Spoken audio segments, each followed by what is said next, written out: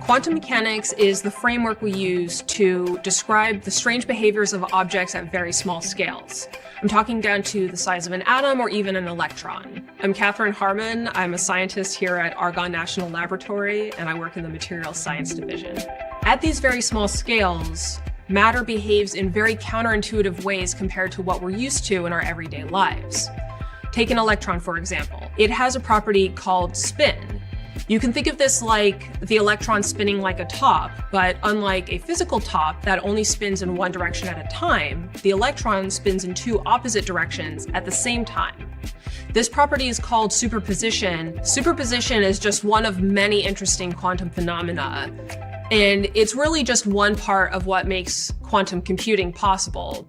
I'm very interested in understanding the atomic scale interactions that happen in these materials. Each material has different quantum properties. They can hold different quantum spin states that makes them react differently to their surroundings. So by studying the electrons in these materials, we can better understand how to harness these interesting quantum phenomena in practical ways. Another really interesting thing about these different spin states is that they're very fragile and they can change with only subtle modifications to their surroundings. And this makes for powerful quantum sensors. So much like a camera senses the light coming in, a quantum sensor can detect changes in magnetic fields or temperature or other aspects of its local environment in ways that modern technology simply can't. One of the ways that quantum sensors are being used right now in a lab setting is for biosensing, and specifically for detecting very subtle signatures from something like cancer cells that we can't detect yet with modern technologies. What I'd really like to see in action is quantum computers that we can use to do even more powerful simulations that are really beyond our wildest dreams at this point with standard computers.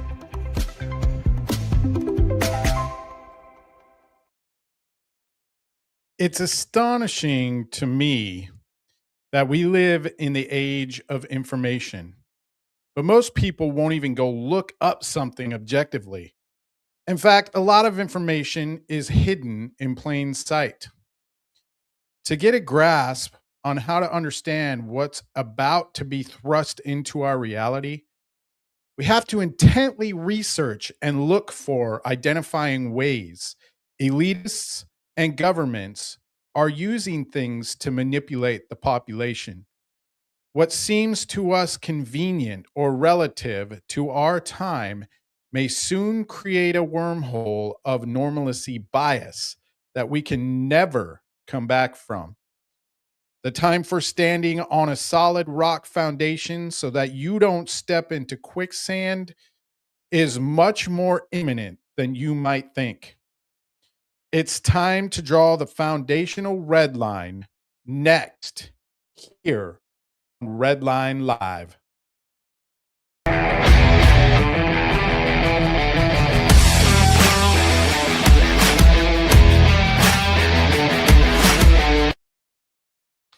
All right. So many of us don't like to do this type of research, but today we are going to do a lot of reading. Why? Because I have some important articles that I've pulled up for you, including some very interesting information. Um, but we need to know these type of things in this day and age, because we need to be informed as Christians so that we can bring it to the population, as this stuff that comes out is going to be very confusing, right? So we need to know what we're talking about. And if we don't have the facts, there's absolutely no way that we can do that, right? So I have some articles today that I really want to bring to your attention. Let me pull something up here real quick for you because I found out some other stuff and I want to bring that to your attention too. So there was one last article I wanted to get into here. Let me pull this up. All right. I got that one. Now, let's share this out. And we're going to go here. So, if you're familiar with the CRISPR program, Cas9, right? It's the one where they are doing gene editing. And this really caught my attention because I really think that biotechnology is going to be coming into forefront of this quantum technology as it comes to its disclosure here in the United States, right? So, souped up CRISPR gene editor replicates and spreads like a virus. The self spreading CRISPR tool increased editing efficiency roughly threefold compared to other versions. This was on February 17th this year. Gene editing is a numbers game. For any genetic tweaks to have notable impact, a sufficient number of targeted cells need to have the disease causing gene deleted or replaced. Despite a growing gene editing arsenal, the tools share a common shortcoming.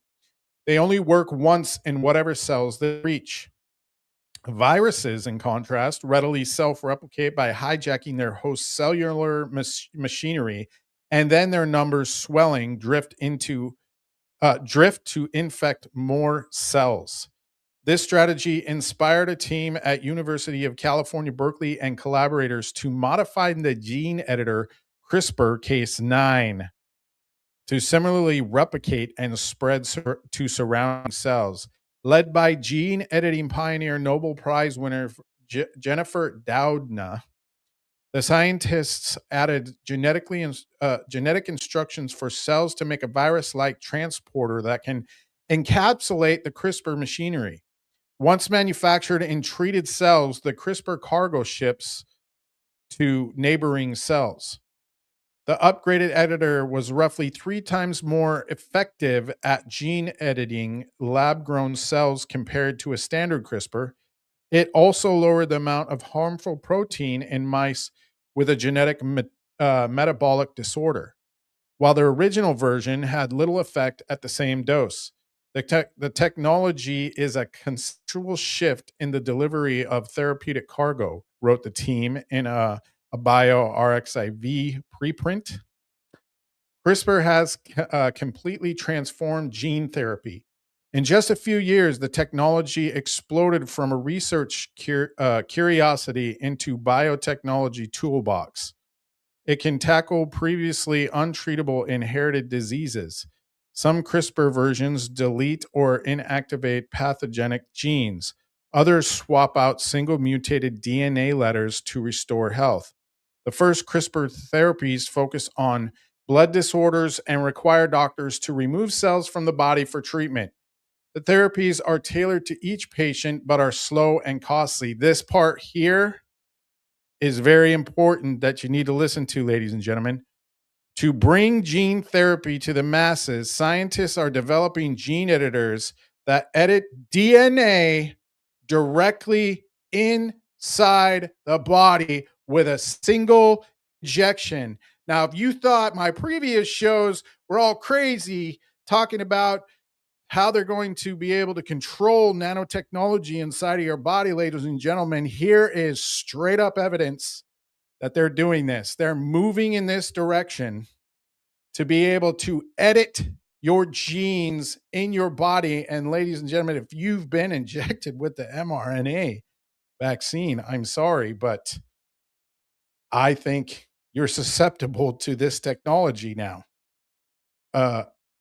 Because I think there's mechanisms within that vaccine that they purposefully put in there for this type of stuff. Now, I'm not going to read this whole article because I only wanted to get to that part there where you can see that they can fully edit your DNA directly inside a body with a single injection. That, to me, ladies and gentlemen, is super scary and, quite frankly, way overboard. Okay. Now, this whole last couple of weeks has been about a disclosure, right? Coming from Obama and from our own president, getting kind of weird out there. And I wanted to share this article with you because I thought this kind of caught my eye too, considering there seems to be a competition of who's going to be coming to the forefront to release this type of information. But people aren't paying attention to the smaller stories, right? So I wanted to bring this article here to your attention because Look at this, ladies and gentlemen. Mystery as UFO vault with 3.8 million files is wiped clean hours after Trump demands alien docs release. What? A massive public archive of declassified US government files vanished just one day after President Trump ordered the release of all UFO related documents. The Black Vault, run by researcher and ufologist John Greenwald Jr., had its main server reportedly wiped clean on February 20th, deleting hundreds of gigabytes worth of files on UFOs, declassified CIA projects, and other and major conspiracies, including the assassination of JFK. So they have a black vault that they keep all of this information in. Greenwald shared the news online, explaining that some server directories had their permissions and the safeguards on who can access or edit them, and the file ownership logs changed without explanation. Black Vault has become a go-to source for anyone wanting to see exactly what the government has quietly made public over the last 80 years. Well, we haven't seen that. Apparently, neither have the presidents, right? Greenwald has spent three decades organizing information on hidden programs and little known incidents that suggest the U.S. has been involved in top secret efforts to recover and take advantage of alien technology. Troves of declassified files the public can freely search through the Black Vault, detail military base reports, witness testimonies, and even CIA directives since the 1940s and 50s, which have been unsealed without widespread public knowledge. Imagine that. So we had access to this stuff and we didn't even know about it. How is that? Where's the link to go look at this information? They're saying we can freely search through it. Well, how come nobody knows about it? The researcher has also publicly revealed every time a Freedom of Information Act request was returned by the CIA, FBI, and other government organizations with little or no response. The timing of potential sabotage came just hours after the president's history-making declaration, ordering the Pentagon to disclose anything related to alien and extraterrestrial life, unidentified aerial phenomenon, and unidentified flying objects. Here's his X post. I won't read through that. It all says the same thing. But I want to finish this up. In a statement released on X, Greenwald said he did not fully suspect foul play, but noted that he couldn't rule out the possibility because of the suspicious information he had received from the website hosting provider. They had no idea what happened on the other side. They said it was a deletion, not corruption, the researcher posted on Saturday. In simpler terms, they don't want us to know about it, right? So they got rid of the public information. Someone or something intentionally removed every single file from the Black Vault server, deleting all records released by the CIA and other groups, without fully shutting down the site so alarms wouldn't go off right away. Until recently, the US government has flat out denied that the UFOs or extraterrestrial beings existed, maintaining for decades that there has never been any physical evidence recovered that proves something non-human has ever landed on Earth. However, Trump's February 19 order came after he publicly criticized former President Barack Obama for saying in an interview that aliens were real. Trump claimed the 44th president had revealed classified information. Greenwald was has previously filed over 11,000 FOIA requests with the U.S. government to obtain these documents, including some declassified reports that date back to the alleged UFO crash landing at Roswell in 1947. Curious. So is this disclosure documentary that they just made up? Do these congressmen know about all of this stuff and put forward this documentary based on what was in the Black Vault? Because obviously the public hasn't seen it, so they can come out and just say this stuff, right? His investigations have also provided legitimate paper trails detailing how former administrations and their intelligence community created secret task force of high-ranking military and scientific officials to research UFO incidents. These groups include the Majestic 12, which was allegedly formed after the Roswell crash and worked over 2 decades investigating sites of alien spacecraft, working with non-human technology and contracting extraterrestrials. Let's see. Luckily for the Black Vault, Greenwald revealed that all of the more than 3.8 million files were backed up in secure locations, and the site was restored soon after the mysterious wiping took place. It is a stark reminder to all of us, me included, keep backups, keep them in multiple places, and never be intimidated by anything that comes our way, no matter what. What we expect may have happened, the researcher wrote on X. So, to me, this looks like they wiped the Black Vault clean, which was public information, and stored it in other places so that we can't see it now. So they have complete control over what they have, how they can say it, how they want to release it, how fast they want to release it, all of the above, right, ladies and gentlemen? The Daily Mail has reached out to Greenwald for comment on the incident, which the researcher called a very oddly timed server maintenance.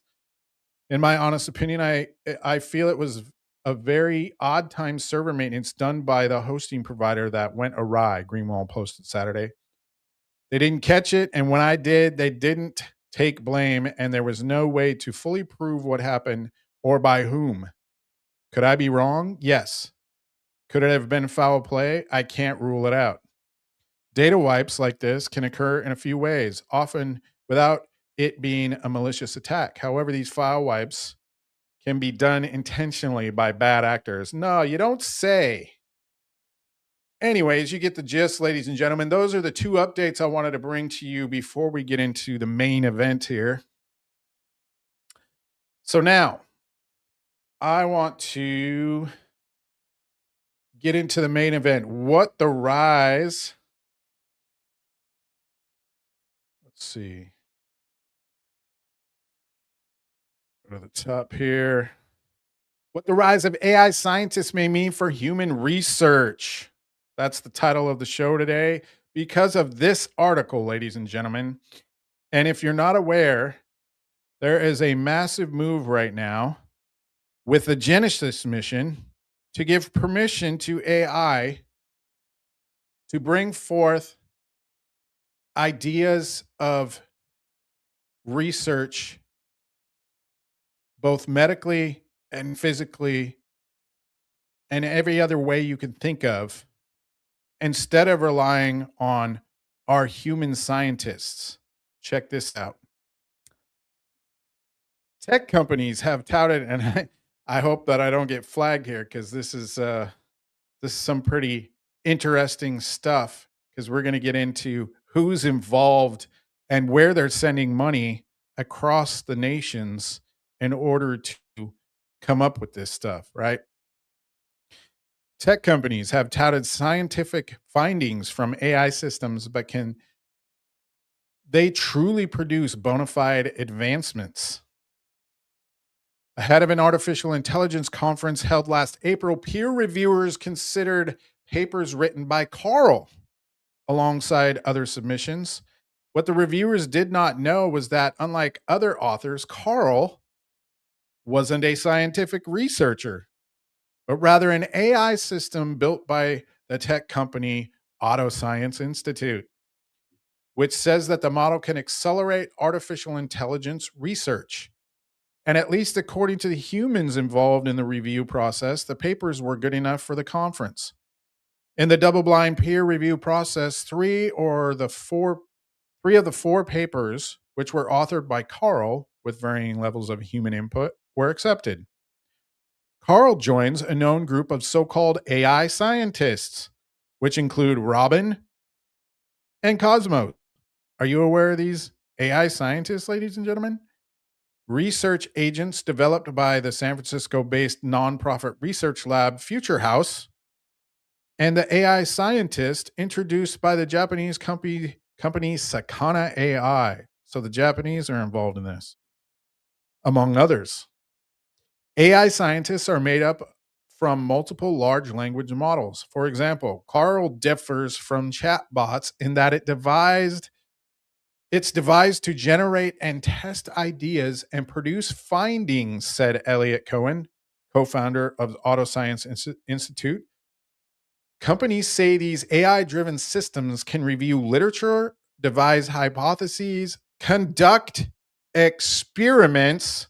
Ladies and gentlemen, now I'll have you know, I went on ChatGPT to specifically ask this question, and ChatGPT said, no, AI cannot conduct experiments to alter our scientific processes. This shows that it's a complete lie. Of course, AI lies. Don't rely on it, ladies and gentlemen. Analyze data and produce novel scientific findings with varying degrees of autonomy. The goal, said Cohen, is to develop AI systems that can increase efficiency and scale up the production of science. And other companies like Sakana AI have indicated a belief that AI scientists are unlikely to replace human ones. Yeah. Then why'd you give permission? Still, the automation of science has stirred a mix of concern and optimism among the AI and scientific communities.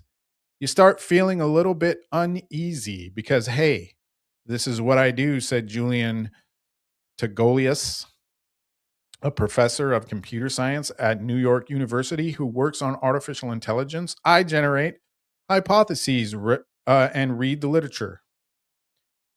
Critics of these systems, including scientists who themselves studied artificial intelligence, worry that AI scientists could displace researchers of the next generation. You think? Flood the system with low quality or untrustworthy data and erode trust in scientific findings. No, I concur.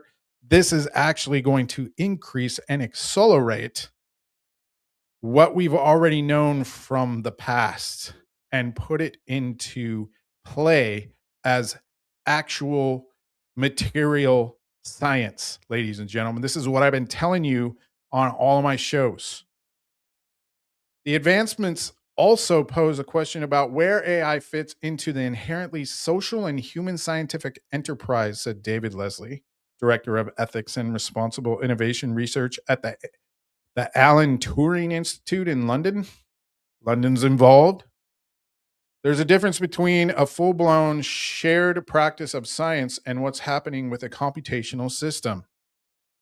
In the last 5 years, automated systems have already led to important scientific advances.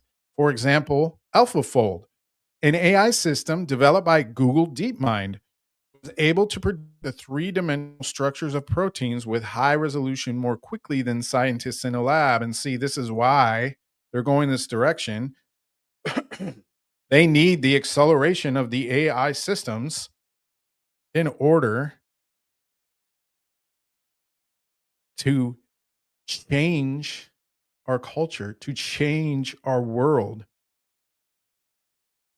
to bring fear into people and to control people. Oh, I said it. Yes, here we go. Was able to predict three-dimensional structures of proteins with high resolution more quickly than scientists in a lab. The developers of AlphaFold, Demis Hassabis and John Jumper, won a 2024 Nobel Prize in Chemistry for their protein prediction work. Now companies have expanded to integrate AI into other aspects of the scientific discovery, creating what Leslie calls computational Frankensteins. The term, he says, refers to the convergence of various generative AI infrastructure, algorithms, and other components used to produce applications that attempt to simulate or approximate complex and embodied social practices. In 2025 alone, at least 3 companies and research labs, Sakana AI, Autoscience Institute, and Future House, which launched a commercial spin-off called Edison Scientific in November, have touted their first AI-generated scientific results. Now, I didn't pull up the actual article of those results. I was curious about it, but I wanted to show you this next. Researchers 3 federal labs, Argonne National Laboratory, the Oak Ridge National Laboratory, and Lawrence Berkeley National Laboratory have developed AI driven, fully automated materials laboratories, ladies and gentlemen. We are going to look at this one, Argonne National Laboratory. Why? Because you need to know what our government is up to, what they're leaning towards when they're talking about this disclosure stuff, what kind of technologies they're leaning towards, because we're starting to see things that we've never seen before, right?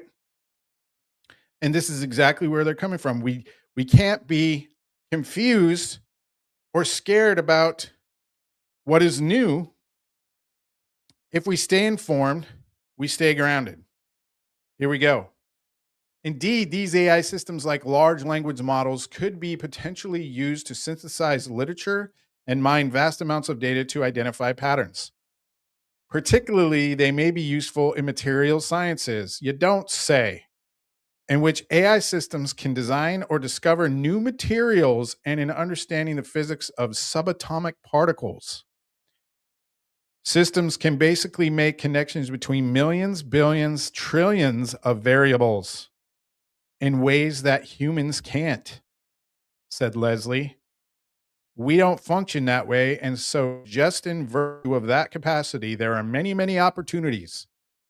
For example, Future House's Robin mined literature and identified a potential therapeutic candidate for a condition that causes vision loss, proposed experiments to test the drug, and then analyze the data.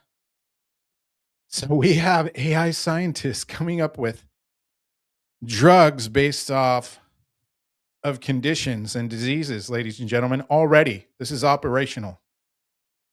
But researchers have also raised red flags, while Nahar Shah, a computer scientist at Carnegie Mellon University, is more on the optimistic side about how AI systems can enable new discoveries. He also worries about AI slop, or the overflow of the scientific literature with AI generated studies of poor quality and little innovation.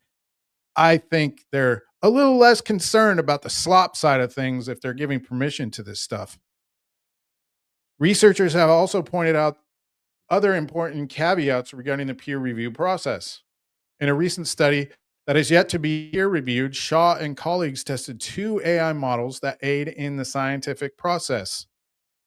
Sakana AI Scientist V2, an updated version of their original, and Agent Laboratory, a system developed by AMD. Okay, these computer motherboard companies are involved with this? Wow. A semiconductor company in collaboration with Johns Hopkins University to perform research assistant tasks. Shaw's goal with the study was to examine where these systems might be failing. One AI, yeah, please, because we don't want this, ladies and gentlemen, people of the government. We don't want this. One AI system, the AI Scientist V2, reported 95 and sometimes even 100% accuracy on a specified task, which was impossible given that the researchers had intentionally introduced noise into the dataset. Seemingly, both systems were sometimes making up synthetic sets to run analysis on, while stating in the final report that it was done on the original dataset. To address this, Shaw and his team developed an algorithm to flag methodological pitfalls they identify, such as cherry picking favorable data sets to run their analysis and selective reporting of positive results. So we're getting false positives from AI scientists. That's too funny. Some research suggests generative AI systems have also failed to produce innovative ideas. One study concluded that one generative AI chatbot, ChatGPT-4, can only produce incremental discoveries, while, oh, go figure. That's why it lied to me. So you can't do it. It's not made to do that yet. While these other ones have already been created and are doing it. While a recent study published last year in Science Immunology found that despite being able to synthesize the literature accurately, AI chatbots fail to generate insightful hypotheses or experimental proposals in the field of vaccinology. Sakana AI and Future House did not respond to a request for a comment. Go figure, because they're doing this stuff behind closed doors and they don't want you to know about it, ladies and gentlemen. That should make you mad. It makes me mad. Why are they doing this behind closed doors? You should ask yourself that question. Now, I told you we are going to look at these laboratories. I'm just going to go into the one because this Argonne National Laboratory is actually the one that hosts the Genesis mission, specifically because it is the location for the Department of Energy. Ladies and gentlemen, here you go. Argonne National Laboratory. If I get down, you know why? Because I'm looking into this, and this is stuff you need to know. Genesis mission, accelerating the American science through AI. Let's look at this. Let's look at what they are up to, ladies and gentlemen. Revolutionizing science through AI. The U.S. Department of Energy's Genesis mission, DOE, Department of Energy, there you go, is a historic national effort to transform American science and innovation through the power of AI. Hold on, I'm going to try to put this over to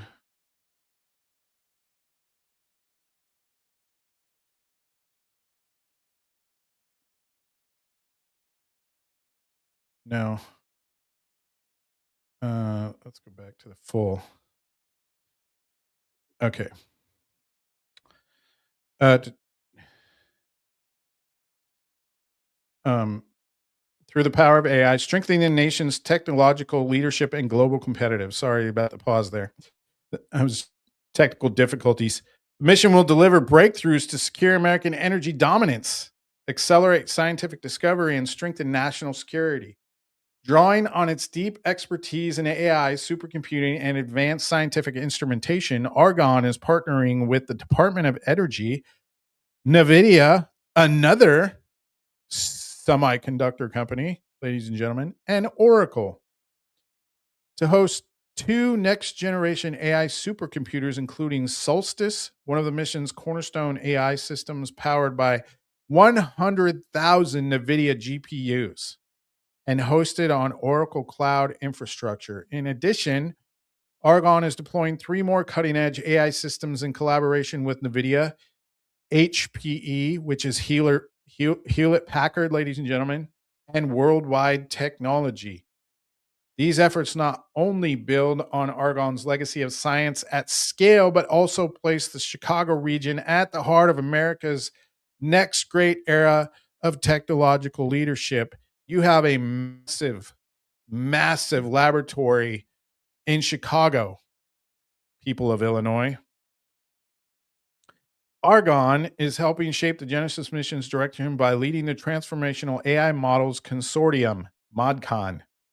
The cornerstone of the Genesis mission's AI models and data efforts, ModCon will build and deploy self-improving AI models that advance science, engineering, and energy missions by harnessing the Department of Energy's unique data, facilities, and expertise.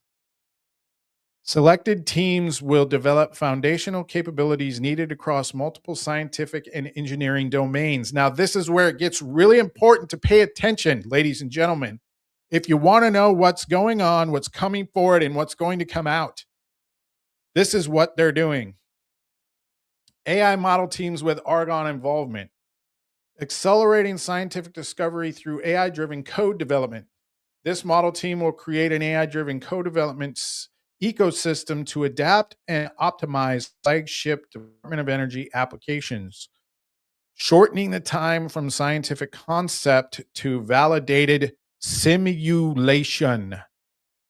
You want to know why you're seeing UAPs in the water and in the sky that you've never seen before?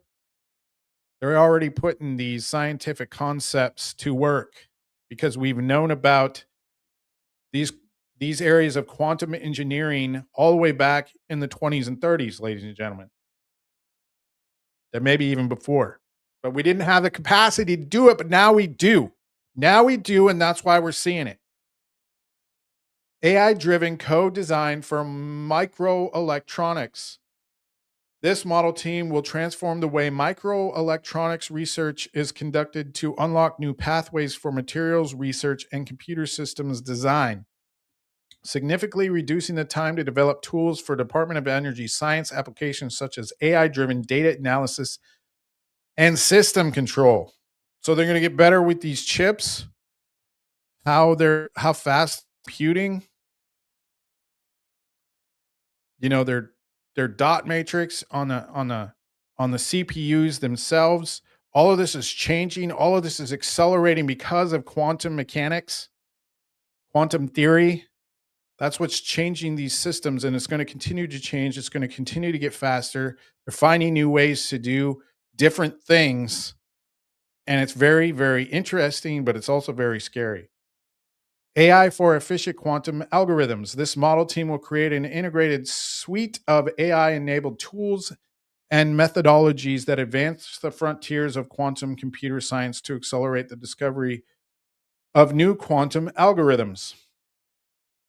AI for planning and operation of the U.S. power grid. If you were worried about EMPs hitting us here in the United States, ladies and gentlemen, they're already working on a plan to change up our U.S. power grid to make it more powerful and protected. Here you go.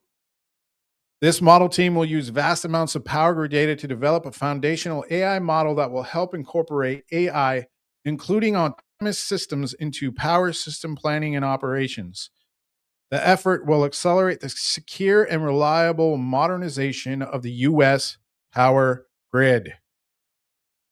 AI foundational model transforming combustion science and technology for energy and national security.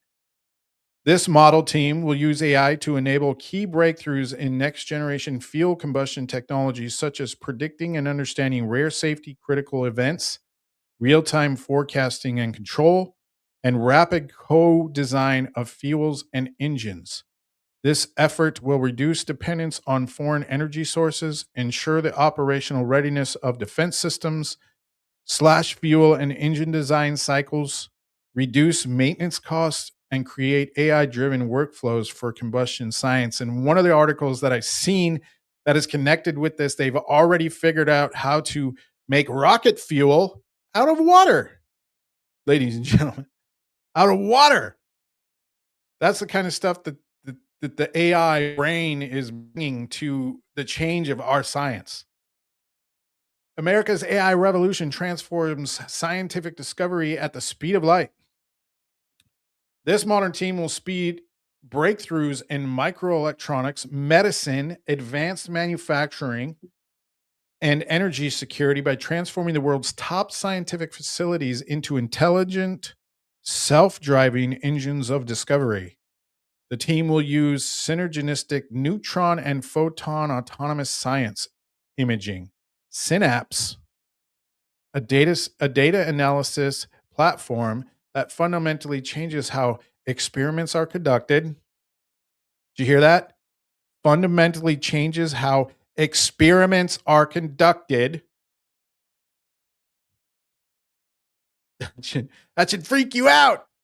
Empowering U.S. scientists to make progress at highly accelerated speeds. CM2 US, or CM squared US, critical minerals and material unlock supply. This model team will help secure the domestic supply chain of critical minerals and materials by revolutionizing their discovery, extraction, and processing, using an AI-driven engine that acts as a strategic guide for the entire supply chain. The effort will produce a dynamic digital map of the process from mining to market. FAMOUS is an acronym, Foundational AI Models for Optimizing and Understanding Biological Systems. You want to talk about alien disclosure and possible biological beings being brought forth? What do we have here? This model team will use AI to enable biology approaches, synthetic biology approaches that could reinvent manufacturing, agriculture, and resource management. Yeah. And what else? The team will leverage advanced AI to decipher protein and pathway function, automate data generation, and integrate Department of Energy's experimental and supercomputing systems with biotech and AI companies. By the way, I think it's the Berkeley Laboratories that is highly involved in the biotech end of this. I'm not going to go to these other laboratories because I think this one is the most important, but they are in collaboration with the other two laboratories that you saw there, and of course, several ones that are in different countries. From quarks to cosmos through the lens of AI, this model team will pioneer a new AI frontier, physics informed AI that synthesizes knowledge from the most advanced experiments ever built and combines it with sophisticated simulations, modeling, and theory. They are actually putting in, that's what this says, is they're putting in the knowledge they've always had about quantum computing into the AI so that they can conduct their own simulations, modeling, and theory. Ah, the effort could facilitate a new understanding of the universe, providing industry with a framework for deploying and refining AI and massive data sets. Fusion FM, a foundational model for magnetic confinement fusion. This model team will build a single pre trained foundation model that reduces the amount of time to develop, design, and engineer studies involving magnetic confinement fusion. We're already hearing of materials they've created for flight and using it in our aviation, our planes that can change shape according to its environment. That's what this is involved in right here, ladies and gentlemen. Fusion FM. MacMag is another acronym, multimodal AI for 2D quantum magnets. This model team will use multimodal data and an AI driven workflow to accelerate the discovery and design of functional quantum magnetic materials. What did I tell you? What did I tell you about electromagnetic materials? They're doing it. The effort will position the US to lead in applying AI to quantum materials by uniting world class experimental capabilities with advanced computation. MOTE, another acronym, Multi Office Particle Accelerator Team.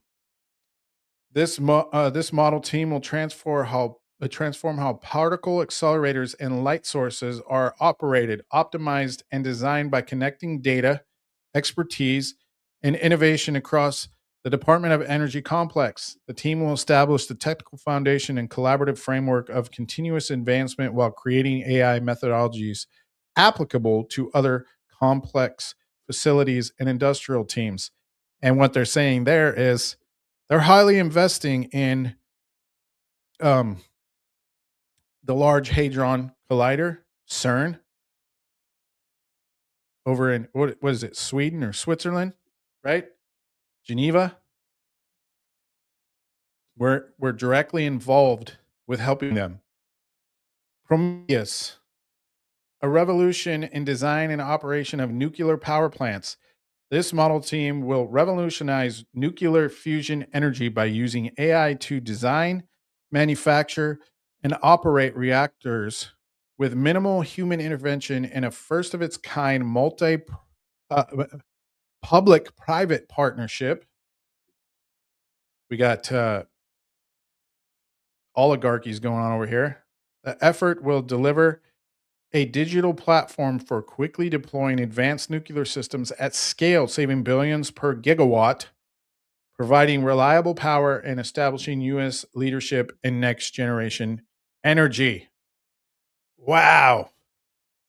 Now, I wanted to get into, because I was really talking a lot about how light is really going to change our science. And this particular laboratory is involved in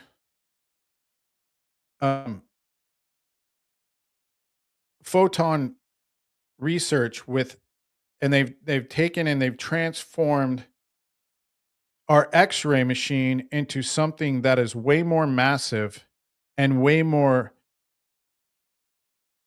penetrable. Let me see if I can find this here real quick. And it's crazy because this machine supposedly is 500 times brighter than our current X-ray machines and is considerably speeding up our knowledge of how we can conduct science through X-ray. Um, it's this APS. Accelerator Systems Division provides best-in-class operation, maintenance, and upgrade of the. There it is, Advanced Photon Source Accelerators. Ladies and gentlemen, we're going to be living in a Jimmy Neutron world. Lasers are going to be our future, right? Because they're getting into photons and stuff very deep. The APS accelerator complex consists of the 7 GeV 1.1 kilometer storage ring operating with a 100, I don't even know what MA stands for, electron beam. The full energy booster synchrotron, the 400 MeV particle accumulator ring, the 400 MeV pulsed LINAC. I don't even know what these terms mean, but and the S band of RF thermionic electron gun. The ABS has the largest number of installed 352 megahertz CWRF power systems in the US and the second largest installation of pulsed S-band RF power. The storage ring alone has over 1,400 magnet power supplies and over 400 B position monitors. More than 50 insertion devices are installed, with 11 different designs present in order to meeting the varying needs of different scientific programs. For historical, technical, and performance-related reasons, many APS systems are in-house designs. Excellent technical design, best practice engineering, a demanding quality assurance program, and a stringent preventative maintenance policy that have yielded a reliable accelerator operation with a high level of X-ray availability that typically exceeds 97% of scheduled user hours. The accelerator systems also continually undergoes improvements to keep the APS competitive with leading global X-ray sources and to meet the changing needs of scientific users. The division's organization reflects the specialization required to maintain and operate key accelerator systems. So, ladies and gentlemen, if they're if they're this far advanced already, um,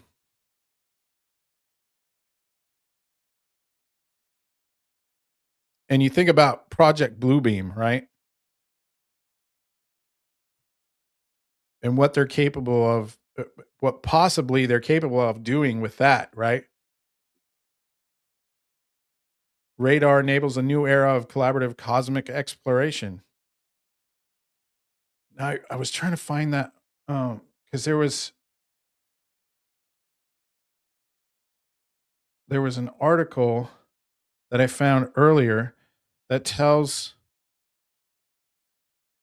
about the finishing work. Let me see if it's on here of this facility because they expanded it from this laboratory. Is this it here?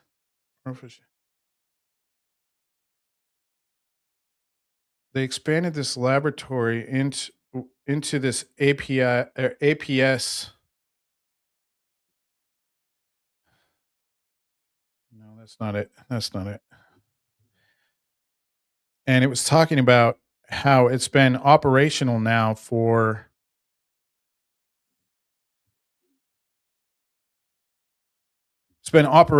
a year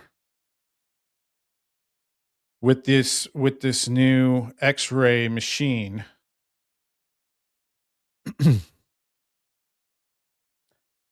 me see if I can find this real quick. Oh, was that? Wait, I think that was it. Hold on. Let me go back. Developing the future X-ray. Is this it?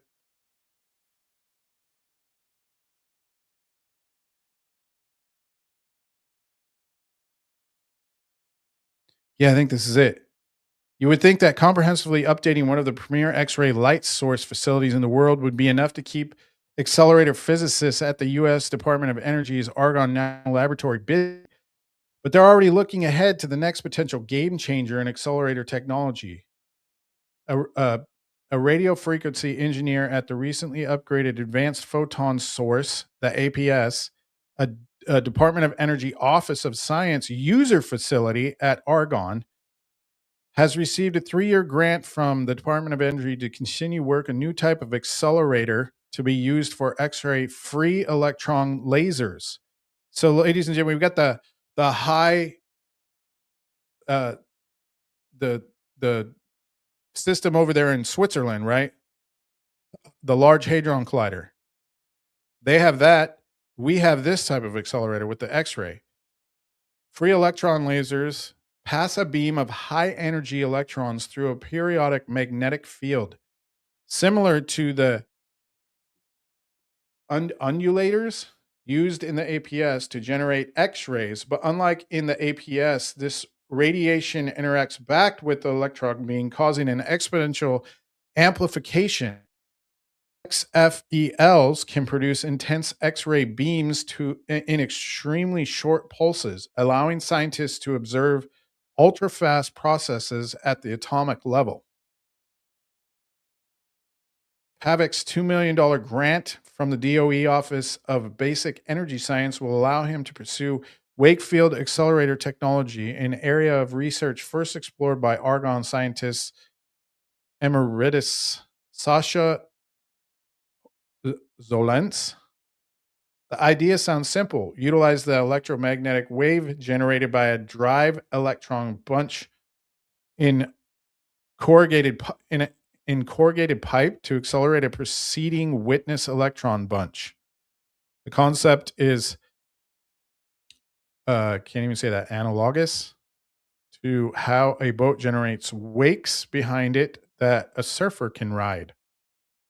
Wakefield accelerators are smaller and more energy efficient, Popovic explained. A single traditional superconducting accelerator could feed several of these Wakefield accelerators in parallel, which each having its own undulator and experimental station by miniaturizing each component of the system. The resulting complex could be in principle accommodate more users than a traditional XFEL, which can only feed a few experiments at a time. There are not enough XFELs in the world to go around, Popovic explained. If we are successful in maturing this technology, we could augment our capacity for research to multiple users at the same time. Additionally, XFELs operate in a different energy range that synchrotrons. Synchrotrons. Don't know what a synchrotron is. So an XFEL facility will complement the APS for different experiments. Much of the theoretical work behind this design has been finalized with Argonne Laboratory Directed Research and Development Funds. The Argonne team designed and built components of the accelerator, testing them at the Department of Energy's Brookhaven National Laboratory. My son will have fun with that. He's a Roblox player, and Brookhaven is one of the things that they play a lot in that game. He's always talking about it. The new prototype will be designed and built at Argonne, making use of the laboratory's renowned expertise in accelerator technology and cutting-edge facilities. By the end of the 3 years, Popovic said that the prototype will undergo testing at the APS's Linux extension area, which is the one the area that I told you about that they expanded, to bring it up to its operating accelerator voltage, along with testing a new beam diagnostic device. The grant is also an opportunity for summer interns to contribute to cutting edge R&D and experiments, especially the accelerator focused lead Tang internship, which Popovic heads. More hands on work on accelerators is a great opportunity for the students and will inspire future scientists and engineers.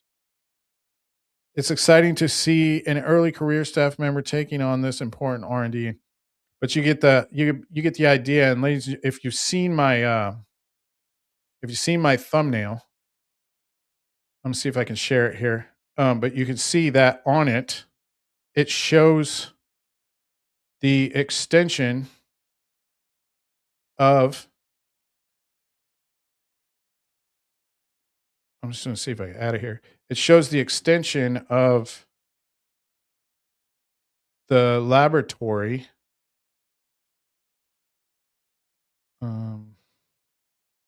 That they finished now. I'm not seeing it here.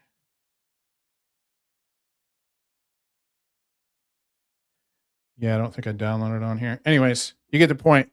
If you go out at the end of this and take a look at the thumbnail, you'll see the actual facility and what it looks like. It's it's a big ring. It's a big round ring, just like the Large Hadron Collider that's over there in Switzerland. So, anyways, I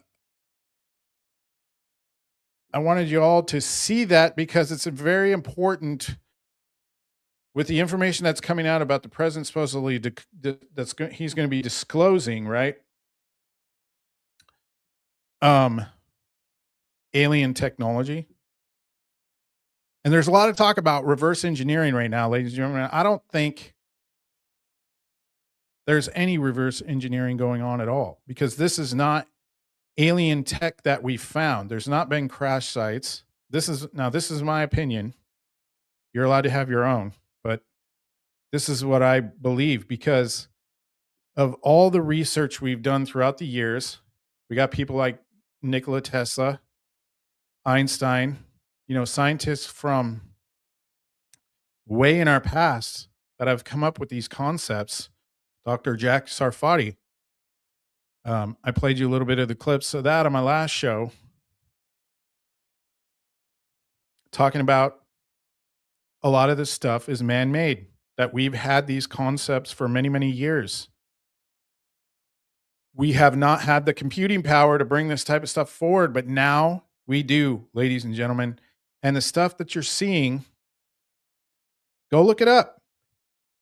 I encourage you to go look it up. This stuff is easily findable. Like I just showed you, you can find it. You can look at the facts. You can see what they're doing. I read an article yesterday that they got gyrospheres that are moving in the water at accelerated speeds. Stuff that we've never seen before. You've seen the tapes of fighter pilots supposedly seeing these UAPs in the water, right? See, I think that's this fierce technology that they're using to generate electricity. And they're just not telling us. It's not a coincidence to me that we've had that article just came out that you saw in the Daily Mail there, that we have had a black vault of public information of all of these crash sites and everything supposedly that we've been collected since the 1940s, and it was publicly available, but yet nobody knew about it. I mean, I'm not blaming you. I didn't know about it either. But he's straight up talking about it because they supposedly lost 3.8 million files and then, oh, don't worry, we have them backed up elsewhere. But guess what? Now you can't look at them. This is not a coincidence, ladies and gentlemen. This is a slow roll control. Ooh, try to say that 5 times fast. A slow roll control so that they can get you to believe what they want you to believe. This is why right here on this show, we draw that red line. We draw that red line and we do not act confused because we know exactly where this is coming from. They're trying to pull the wool over our eyes. This is a complete psyop. and it's a distraction. And this is the stuff we need to know so that when they do roll it out, we can keep our eyes on the Bible, on Jesus, and we know by what he tells us in his word what is real and what is not. And this is why I talk about having the foundation. And look, God is a lot more practical than we give him credit for. Honestly, I think he created this world because he didn't want us to see everything spiritual. There's a lot of reasons, but I think that's one. And I think he's a lot more practical than we give him credit for. And I think we can count on the fact, by paying attention to scripture and knowing that it's solid, because it came straight from the horse's mouth, right? Came from our God, of how we should believe and where we should look. And we keep our eyes on him. So that's what I have for you today, ladies and gentlemen. Please leave something in the chat. Let me know what you think about that.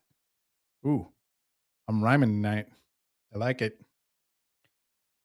I love doing this. This is really interesting to find this type of stuff and to try to stay ahead of what they're doing. I don't want to be like these other news stations where they're regurgitating all of the same articles and all of the same news stories that all day long. They've already covered this. This type of stuff isn't being covered, not even in the prophetic space. Quantum stuff, right? And some of it might be boring, but if you stick with it, ladies and gentlemen, it's interesting. It's fascinating. And for me, it brings a solidifying essence in my spirit to know indefinitely they're trying to manipulate things to look like God and to control this culture and this situation and these people, because ultimately the devil's goal is to draw as many people away from the Spirit of the living God who owns us, each and every one of us. He is our creator, but he wants to keep us away from living with him for eternity. But that, ladies and gentlemen, is where we draw the line. The red line in your life, the red line in your mind with Jesus Christ our Lord. Read your Bible till it starts talking back to you, like my really good friend Joseph Z says all the time. And the red line against this world system. I love you guys. We will see you next time on Red Line Live.